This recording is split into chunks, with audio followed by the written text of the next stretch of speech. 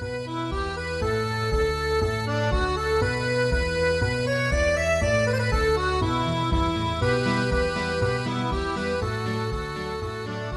there, it's Kevin with Roguedeckbuilder.com, here with another spoiler from Theros. This one was spoiled quite a while ago, so it's nothing new, but I'm trying to brew around this card because I really like it. I'm thinking that it's underrated, especially for a common. This card is going to be incredibly drafted, and I haven't been very impressed with black lately. I mean, black has actually been kind of a dud, but a card like this just really makes black a good option to go in at least limited, as this card will be an absolute bomb, as it will, when it comes into play, do at least 2 damage and 2 life. So it reminds you of the good old, I'm trying to think of the M12 or is it M12 card or M13 card, that when it comes into play, you get, target opponent loses 2 life, you gain 2 life. But the cool thing about this guy, the 2/4 body is actually not bad for 5, but it's for each black devotion, and it automatically is 2 from Gray Merchant of Asphodel. But if you have any other creatures out, you're going to get another trigger off that. If you have 2 black creatures out with converted mana cost 3, you're going to be able to get 5 damage and 5 life for 5 mana. It kind of reminds you of Thragtusk there. Of course, Thragtusk leaves behind a body. I'm not trying to say this card's any way as good as Thragtusk, but I mean, it's definitely a decent 5-drop, and I think it could be standard playable, and that's what I'm going to show you right here, because I'm liking Rakdos for post-rotation for a Rakdos control type build, and I'll show you what I've come up with here.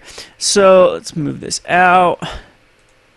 So far, the best card, of course, that I think pairs the best with the Merchant is definitely the Nightveil Spectre. Nightveil Spectre being triple black, that means if you go into a Nightveil Spectre and then the following turn you cast like a Liliana, and then you cast I've got the Ogre Slumlord here. It's not in my deck, it's just placeholding right now. Other than that, wouldn't be a horrible card. The Merchant here, so that would do a total of 7 damage and 7 life on turn 5 if you went Nightveil Spectre into Liliana. So, I mean, of course this deck has a lot of tuning to do. I have 3 Lilianas right now. I'm trying to figure out which creatures to use, trying to figure out which removal package. I mean, Shocks might need to go in here. I'm hoping that they do have any sort of 1-drop black removal spell, kind of like Tragic Slip was. I just figured it'd be awesome if that's reprinted.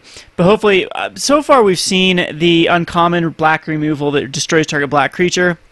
That could definitely be a sideboard option if Desecration Demon becomes a huge threat. But, I mean, we have great creature removal here with Ultimate Price, Doomblades, Devour Fleshes, Dreadbores. It kind of covers the entire basis. This kills a Hexproof. This kills a non-black. This kills a monocolor creature. This kills anything sorcery speed. So you can mess around with those numbers based upon the meta. And Duress is actually a placeholding for Thoughtseize. If you didn't know, Thoughtseize was reprinted. And, geez, now I can actually just put that in. I don't even need to placehold this because this card is in. So I can move those Duresses to sideboard. And you can actually put those into main board as well. Let's see how you spell thought. Let's see here. So I'm gonna chuck these over here, and we're gonna add 4 of these to the deck. That's what it's gonna look like. And so you have a first turn way to get rid of a card that is a problem in their deck, and again, paired with Duress, it's not too bad. Hopefully we can get some sort of, like I said, early removal, first turn removal. I don't like the Rakdos Guildgates. The mana is a little bit bad, but our kill conditions are vary from the Mutavaults, the Rakdos' Key Runes, and I mean, this just works like good old Rakdos control that we saw for a little bit in the middle of the Return to Ravnica season. And, I mean, all the pieces are still here. Like I said, you do miss some good cards, like Vampire Nighthawk. Nightveil Spectre is definitely no Vampire Nighthawk. I think you might need the life gain. And if life gain is an issue, we're going to definitely have to find something besides the Merchant as a way to gain more life. As nothing else, some of these actually do ping you, like the Unrolled Connections. And but I'm hoping just the amount of creature removal can keep us out of the range of just getting killed third or fourth turn. I mean, green does seem like it can be quite fast RG, and mono red is going to be a thing. But I mean, this deck would have access to Burning Earth as well in the sideboard. That's definitely something that could be put in. And it's got a lot of hate cards against the green decks, like Lifebane Zombies could actually go main board if that's a thing, and then even Desecration Demons are not bad. Again, I'm playing around with these, which creatures to actually use. I'm sold on Nightveil Spectre because it kind of works for what I'm trying to go here. You're gonna get card advantage out of the Nightveil Spectre. You're gonna get card advantage out of the Underworld Connections and the Liliana of Dark Realms, and then huge card advantage out of like Rakdos' Return. So I'm actually thinking if Sire Insanity might be the good finisher, or Master of Cruelties. But again, you have so much options to a lot of the hate cards with Slaughter Games, Mizian Mortars, Electricity, Flames of the Firebrand for any of the creature token decks. Illness of the Ranks, you go Ratchet Bomb if you don't like Illness of the Ranks. I really like Illness of the Ranks, so I think creature tokens are not going to be a dead strategy. There are plenty of cards like Young Pyromancer and the Crusader that are going to put out creature tokens. And like I said, a few other cards.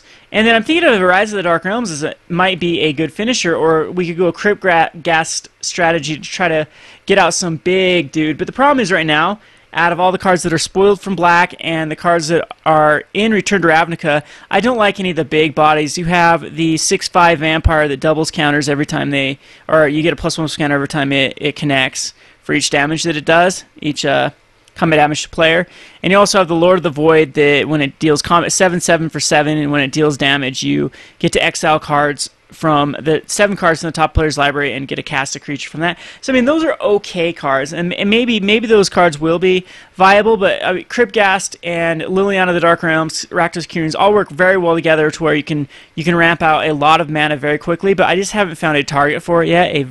There's no Gristlebrand yet, so I'm waiting. Hopefully we do get to see one big black beater that we can actually put in this deck and maybe go the Cryptghast route. And then Cryptghast can give you that incremental life gain.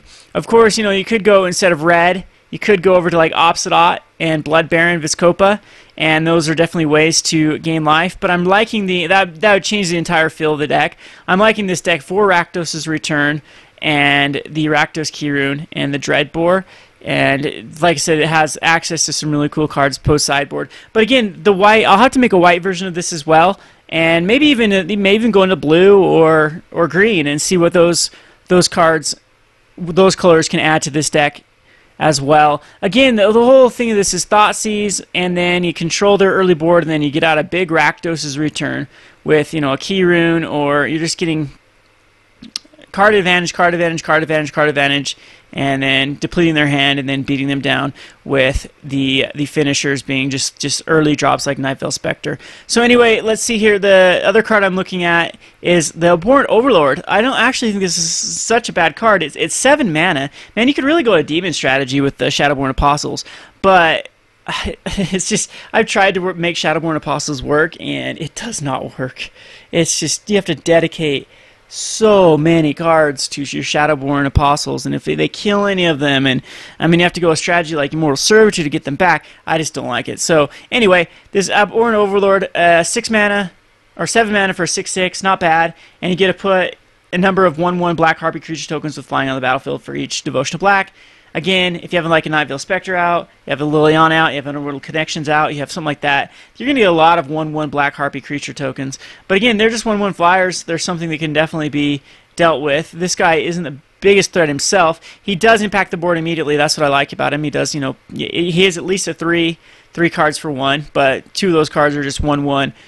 Flying tokens for 7 mana for a 6/6 flyer isn't that great by itself. So we'll have to wait and see if this is actually the right card to play. Again, there is a lot of possibilities at the moment, and again, there's still white that we can check out. Like all the spoiled cards from white, they don't look too shabby. I mean, you have Elspeth, Sun's Champion, that could actually be your finisher if you go into the black-white strategy. But again, that's going to be another deck for another day. I just like to get this out here and say that I like this Grey Merchant of Asphodel, and I think that he might be overlooked because he's a common, but I mean the potential again. I mean, just with the Nightveil Spectre and Underworld Connections, you're getting 4 or 5 life out of this guy, and the ability to stabilize. I mean, the 2/4 body isn't that great, but it's not horrible. And I mean, I really wish there were still cards in the format like Messenger, Draft Messenger, or I was looking at some others. Oh, the Vampire Nocturnus, as those are great devotion. I'm not too sold on the Black God. He is okay. He's good against any strategy that tries to gain life. so this Erebus God of the Dead. But I mean, it's the cards that I have. Yes, Unreal Connections and Night Veil Spectre can help get this guy out. He's a 5/7, kind of a weird 5/7, and his ability isn't that great. I mean, can't gain life. That's kind of cool. And pay 2 life, draw a card. Ugh, 2 life, draw a card's kind of, it's okay, but you need ways to gain life, and just right now we don't have any ways that are very good at gaining life in black. That's why I was hoping there'd be like a Vampire Nighthawk or something that can allow something with lifelink that's actually impressive, and right now there isn't, and maybe that's the reasoning why we need to go into a white strategy. But like I said, again, the white strategy would be completely different. You definitely have cards like Angelic Accord that can pair well with Gray Merchant of Asphodel. You have a ton of life gain cards out of green, out of white as well that could help with the Angelic Accord. You have Sanguine Bond that could work and whatnot. But again, we need some good life linker. Bloodbaron Viscopa maybe Asphodel Ghost Council. But yeah, as far as the black-red, we do need a life linking black, or a way to gain some consistent life here with black to actually make this deck, I believe, viable. But Lifebane Zombie, Dreadbores, Devour Flesh, Doomblade, Soul Enterprise, I don't know if we're too worried about creature strategies, and this deck is just absolutely good against other mid-range strategies and any sort of control strategy. Anyway, I hope you enjoyed this deck. I'll brew it as soon as it is legal. This is Kevin with Roguedeckbuilder.com. Thanks for watching.